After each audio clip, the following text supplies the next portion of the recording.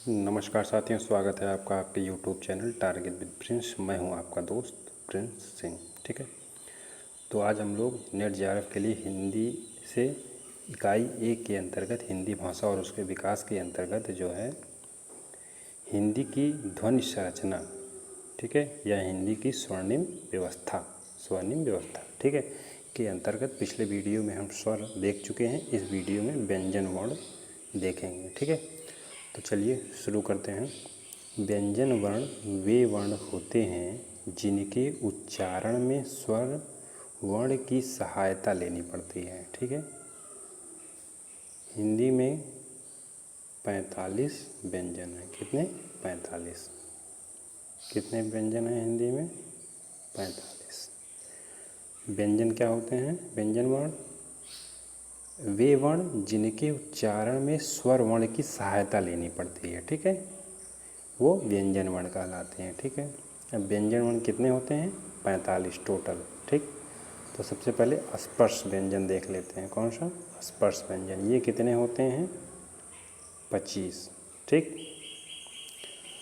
इसको हम 5 भागों में बांट देते हैं, जैसे का वर्ग, चा वर्ग, टा वर्ग, ता वर्ग, पा वर्ग। ठीक है, का वर्ग के अंतर्गत का, खा, गा, घा, अंगा। चा वर्ग के अंतर्गत चा, छा, जा, झा, इया। टा वर्ग के अंतर्गत टा, ठा, डा, ढा, अड़ा। ता वर्ग के अंतर्गत ता, था, धा, धा, ना। वहीं पा वर्ग के अंतर्गत पा, फा, बा, भा, मा। ठीक है, ये तो हमारे इतने स्पर्श व्यंजन हो गए। कितने स्पर्श व्यंजन? कितने? 25। ठीक है, कवर्ग, चवर्ग, टवर्ग, तवर्ग, पवर्ग। ठीक है, कच, कचट, तप। इसको याद रखिएगा, कचट, तप। ठीक है, का में 5, चा में 5, टा में 5, ता में 5, पा में 5। ठीक है, ये हो गया इतना। अब चलते हैं अंतस्थ व्यंजन देख लेते हैं। अंतस्थ व्यंजन कौन से होते हैं? अंतस्थ व्यंजन 4 होते हैं। ठीक है, या, रा, ला, वा। ये 4 व्यंजन अंतस्थ व्यंजन होते हैं। ठीक, वहीं ऊष्म व्यंजन क्या होते हैं?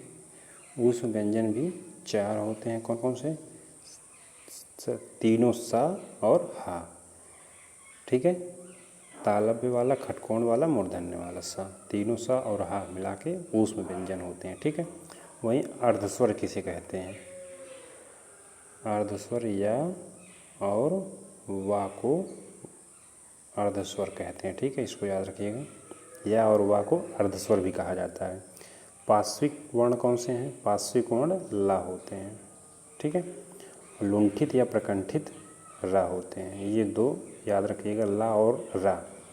ठीक है, लुंठित ला है तो इसका उल्टा कर दीजिए, रा हो जाएगा यहाँ याद करने का तरीका। और ये पार्श्विक ला। ठीक है, याद रखिएगा।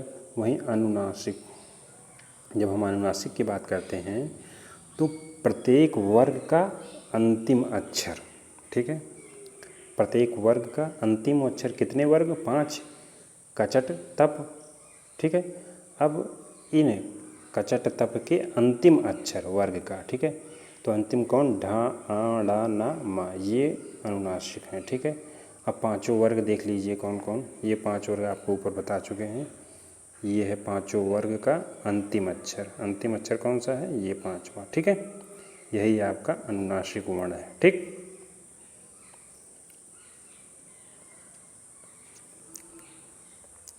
तो प्रत्येक वर्ग का अंतिम ये 5 अक्षर हो गया अनुनासिक। वहीं अघोष और सघोष वर्ण कौन कौन से होते हैं? ठीक, हर एग्जाम में लगभग ये पूछा जाता है, अघोष और सघोष। एक क्वेश्चन तो कन्फर्म ही रहते हैं प्रतियोगी परीक्षाओं में ज़्यादातर। तो अघोष किसे कहते हैं और सघोष किसे कहते हैं? ठीक है, तो वर्ग का प्रथम 2 वर्ण। ठीक, अघोष क्या है? वर्ग का प्रथम 2 वर्ण। वर्ग कौन से? वही स्पर्श के 25 व्यंजन जो होते हैं। का, चट, तप जो वर्ग होता है, का, ख, ग, घ, अंगा। चा में चा, छा, जा, झा, इया। टा में टा, ठा, डा, ढा। ठीक है, इन वर्गों का प्रथम 2 वर्ण। ठीक, वहीं सघोष वर्ग की तीसरी चौथी, पाँचवीं। इसको याद करने का 345। ठीक, क्या हो गया? सघोष। और 12 क्या हो गया? अघोष। ठीक है, अघोष का नंबर 12 याद रखिए और सघोष का नंबर याद रखिए 345। ठीक है, ये हो गया। वहीं अब ये हम देख लेते हैं पूरे ऊपर चल के वर्ग में। ये आपका वर्ग हो गया। ठीक, क्या कह रहा है? अघोष कौन से व्यंजन होते हैं? अघोष वर्ण कौन से होते हैं?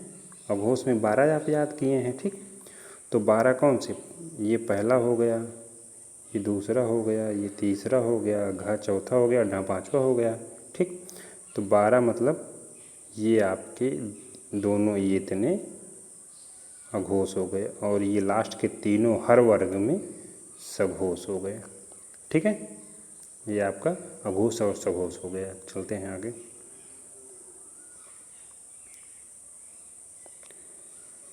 और जो तीनों उस व्यंजन मतलब सा होते हैं, तीनों सा भी अघोष होते हैं। क्या होते हैं?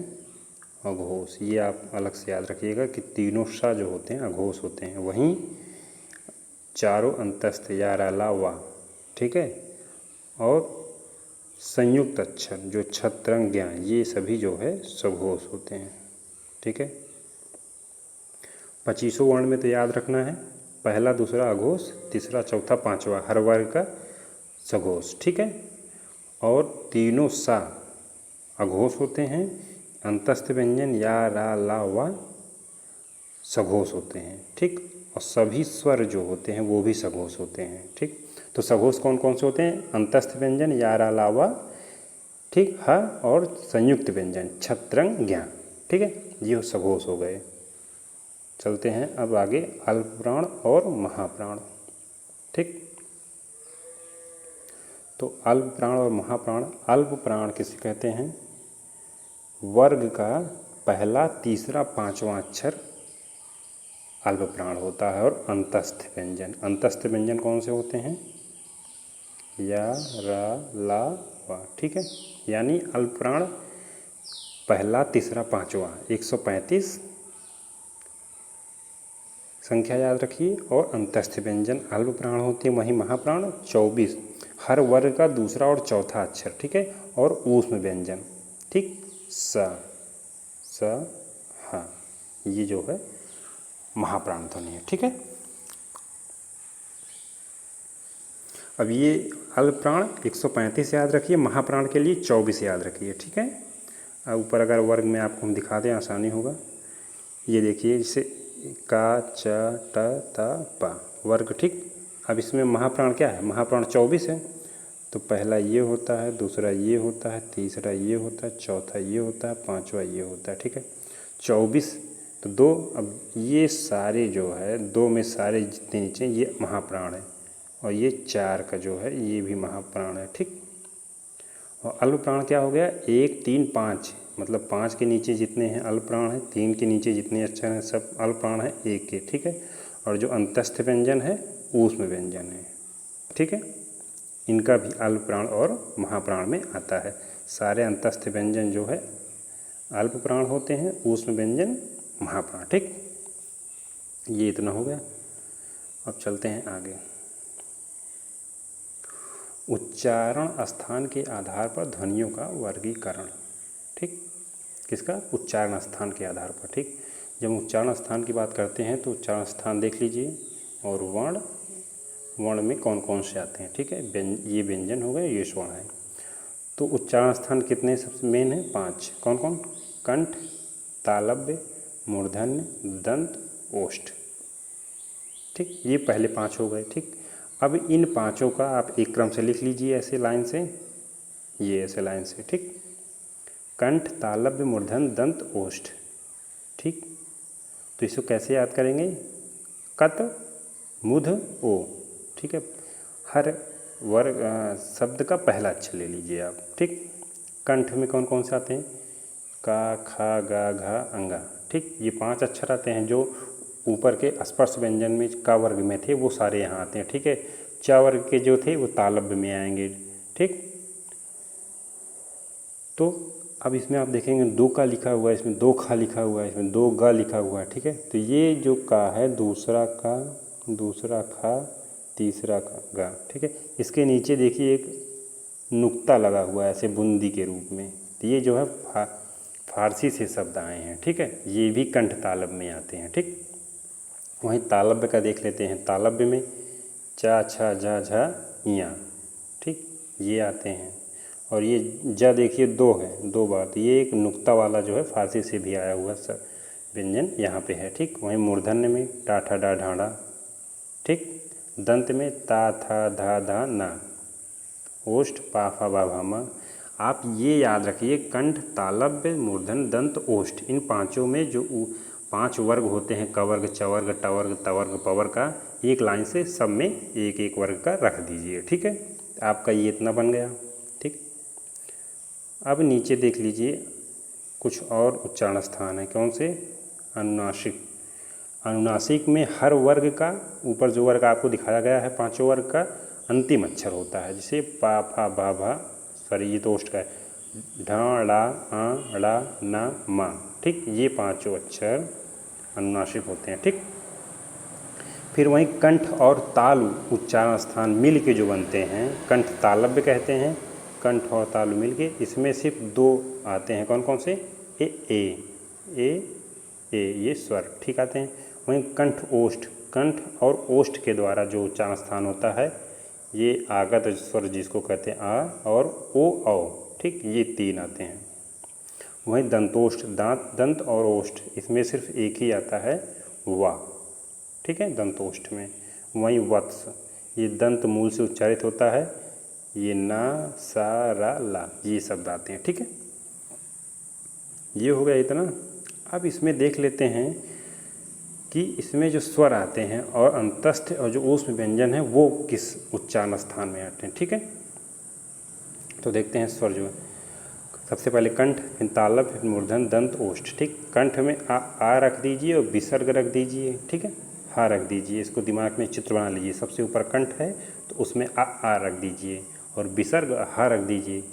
फिर उसके नीचे तालव्य है तो आ के बाद ई तो ई रख दीजिए, ठीक। फिर मूर्धन्य है आ ई, फिर ऋषि रख दीजिए, ठीक। अब आप ये हो गया। अब दंत में सा रख दीजिए। अब तीनों सा जो उसमें व्यंजन होते हैं उसको कैसे रखेंगे? तो एक कंठ को छोड़ दीजिए आप ऊपर से, फिर नीचे से तीनों सा रख दीजिए। तो दूसरे में तालव्य वाला रख दीजिए, तीसरे में खटकोण वाला रख दीजिए, चौथे में दंत में सा वाला ये सा रख दीजिए, दंत वाला, ठीक। ओष्ठ में ऊ रख दीजिए, ठीक। अनुसार, अनुनासिका में अनुसार रख दीजिए। और अगर देखिए आपको नहीं समझ में आ रहा कि ये किस उच्चारण स्थान में आप भूल गए हैं एग्जाम में, तो आप याद वो शब्द को बोल के देख लीजिए। जैसे उ ऊ, जब ऊ आप बोलते हैं तो आपके मुंह का आकार जो है ओष्ठ, वो शब्द कहाँ से निकलते हैं? ऊँट के द्वारा। ऊँट का आपका देखिए आकार बनता है, ठीक। तो वो ऊ आपका ऊँट बाहर निकला ना, तो उसी आधार पे आप टिक कर दीजिए, ठीक है। ये हो गया। तो ये हमारे वर्ण और स्वर किस उच्चारण स्थान में आते हैं ये आप लोग समझ गए होंगे, ठीक।